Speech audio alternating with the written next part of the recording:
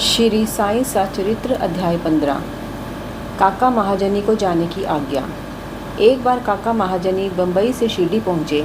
उनका विचार एक सप्ताह ठहर कर गोकुल अष्टमी उत्सव में शामिल होने का था।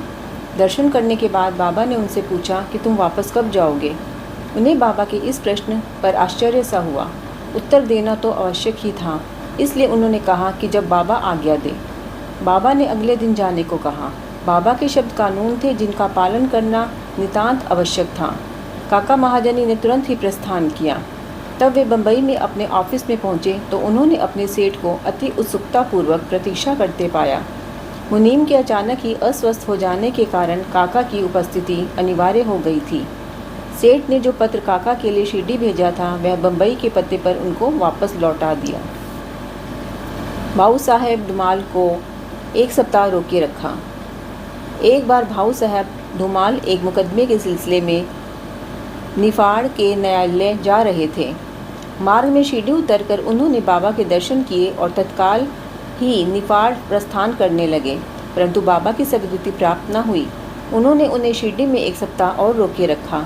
इसी बीच निफाड़ के न्यायाधीश उदर पीड़ा से ग्रस्त हो गए। इस कारण उनका मुकदमा किसी अगले दिन के लिए टल गया। एक सप्ताह बाद भाऊ साहब को लौटने की अनुमति मिली। इस मामले की सुनवाई कई महीनों तक और 4 न्यायाधीशों के पास हुई। फलस्वरूप धुमाल के मुकदमे में सफलता प्राप्त की और उनका मुवक्किल मामले में बरी हो गया। श्रीमती निमोणकर की कथा। श्री नाना साहब निमोणकर, जो निर्माण के निवासी और अवैतनिक न्यायाधीश थे, शिरडी में अपनी पत्नी के साथ ठहरे थे। एक बार उनका पुत्र बेलापुर में रोग से पीड़ित हो गया।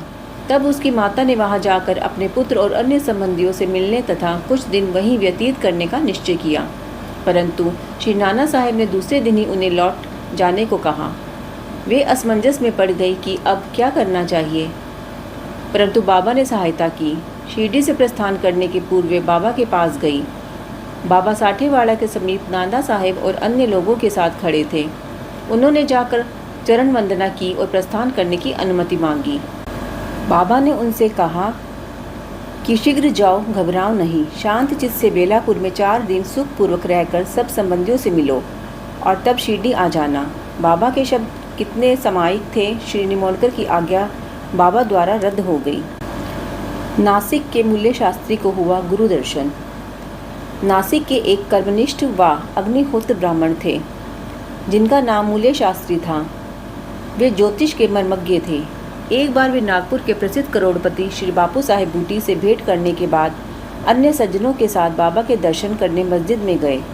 बाबा ने फल बेचने वाले से अनेक प्रकार के फल और अन्य पदार्थ खरीदे और मस्जिद में उपस्थित लोगों में उनको बांट दिया। बाबा आम को इतनी चतुराई से चारों ओर से दबा देते थे कि चूसते ही संपूर्ण रस मुंह में आ जाता तथा गुठली और छिलका तुरंत फेंक दिया जा सकता था। बाबा ने केले छीलकर भक्तों में बांट दिए और उनके छिलके अपने लिए रखे।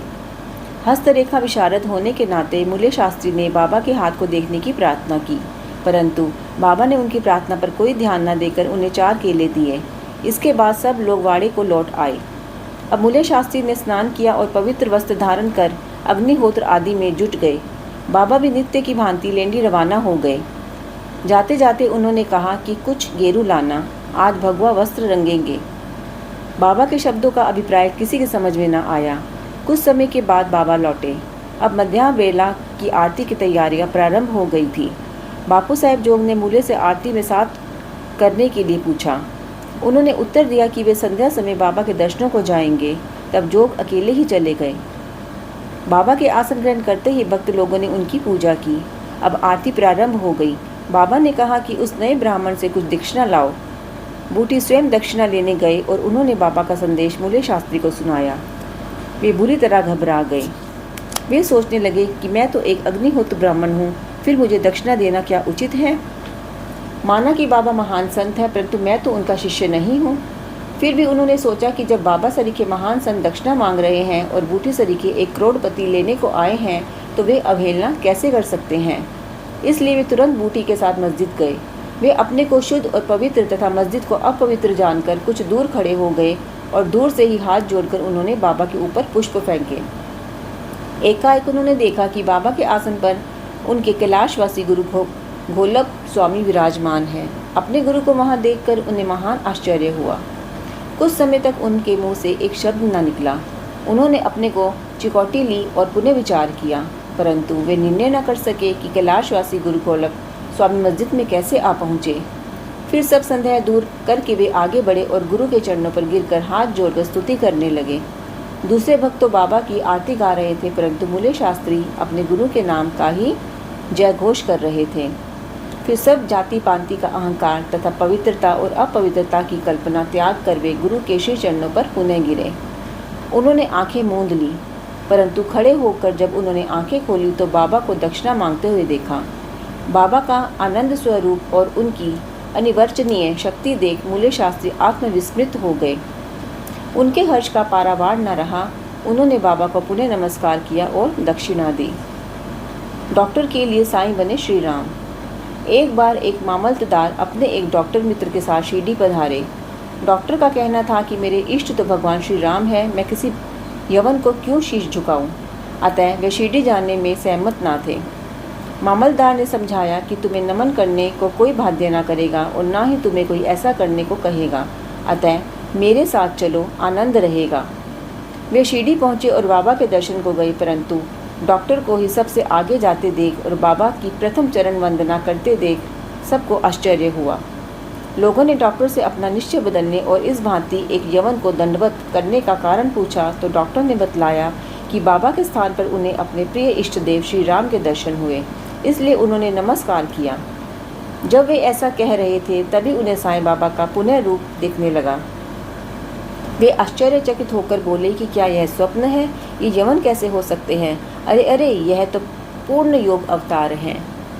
दूसरे दिन से उन्होंने उपवास करना प्रारंभ कर दिया। उन्होंने प्रतिज्ञा की कि जब तक बाबा स्वयं बुलाकर आशीर्वाद नहीं देंगे तब तक मस्जिद में कदापि न जाऊंगा। इस प्रकार 3 दिन व्यतीत हो गए। चौथे दिन उनका एक इष्ट मित्र खान देश से शिरडी आया। वे दोनों मस्जिद में बाबा के दर्शन करने गए। नमस्कार के बाद बाबा ने डॉक्टर से पूछा कि आपको बुलाने का कष्ट किसने किया, आप यहाँ कैसे पधारे। यह प्रश्न सुनकर डॉक्टर द्रवित हो गए और उसी रात्रि को बाबा ने उन पर कृपा की। डॉक्टर को निद्रा में ही परमानंद का अनुभव हुआ। वे अपने शहर लौट आए तो भी उन्हें 15 दिनों तक वैसा ही अनुभव होता रहा। इस प्रकार उनकी साईं भक्ति कई गुना बढ़ गई। ओम साईं राम।